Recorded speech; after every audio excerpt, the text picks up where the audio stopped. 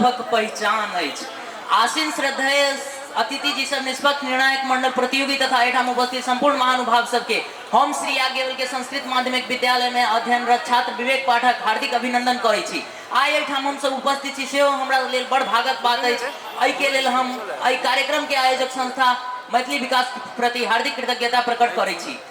आई के वक्तृत्व कला प्रतियोगिता के विषय हमर संस्कृति हमर पहचान राखल गेल अछि। एहि संस्कृति में अपन एहि विषय में अपन मंतव्य प्रस्तुत करबाक हेतु अवसर प्राप्त भेला पर हम खुशी आ गर्वित अनुभव कर रहल छी।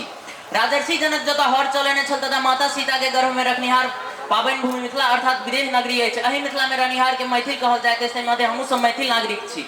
मिथिला क्षेत्र के भाषा धर्म संस्कार संस्कृति सब अपन सबक संस्कार संस्कृति के पहचान के रूप में स्थित अछि। तहिना बात करिए एतुका पावन सब मध्य तो दुर्गा पूजा छठ दिवाली भरदुतिया चौड़चन के थारी, दुर्गा पूजा छठ दीपावली भरदुतिया चौड़चन आदि इत्यादि हमरा सबक संस्कृति के महत्वपूर्ण हिस्सा सब अछि। तहिना एतुका रीति रिवाज कोजगरा सामा चकेवा झिझिया आदि इत्यादि। सामा चकेवा भाई बहन के प्रेम के प्रतीक के रूप में स्थित एक रिवाज अछि। तहिना बात करिए एतुका दोसर रिवाज के तो झिझिया जे विजय के देवी दुर्गा भगवती के सेहो समर्पित कयल जाइत अछि, जे नेपाल आ भारत के दुनू देश के मिथिला क्षेत्र के सांस्कृतिक नृत्य अछि। इ नृत्य में महिला सब अपन माथ पर माटि से बनल लालटेन राखि कऽ ओकरा संतुलित केने रखैत अछि। तहिना बात करी एतुका गीत नाच सब के बारे में तो गीत नाच सब एतऽ स्त्री आ पुरुष दुनू वर्ग के व्यक्ति सब पावन अनुकूल के गीत नाच सब गबै छथिन, जै में महाकवि विद्यापति के अनुराग देख कऽ स्वयं देवादिदेव आतुर भऽ एहि मिथिला में अयला,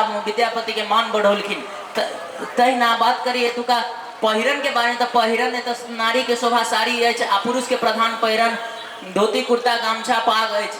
धोती कुर्ता गमछा आ पाग सामान्य तो दोसरो ठाव में प्रचलित अछि, मुदा पाग केवल मिथिला में प्रचलित अछि जे मैथिल सब द्वारा पहिरल जाइत अछि। ई मान सम्मान के प्रतीक आ मैथिल संस्कृति के एक महत्वपूर्ण हिस्सा अछि। तहिना मैथिली भाषा के बारे में बात करी तो 5000 वर्ष पूर्व से संचालित ई मैथिली भाषा एतेक मीठ है जकर प्रत्येक पद में मान सम्मान के शब्द भेटैया आ बजैत छी हम सब वह भाषा। जै भाषा के अपन मिथिलाक्षर है, जै में विद्यापति सेहो अपन काव्यक रचना केने छलखिन। हुनकरे सबक जोगायल ई भाषा अखनो तक हमर सबके प्रचलित अछि, हमरा सबके बीच में प्रचलित अछि। मुदा अखन देखऽ में आबि रहल अछि कि लोग सब दोसरो आधुनिकता तरफ आकर्षित भऽ रहल छै। ई नहीं हो पड़लै, जेकर उदाहरण अहाँ के रामायणों में देल छै।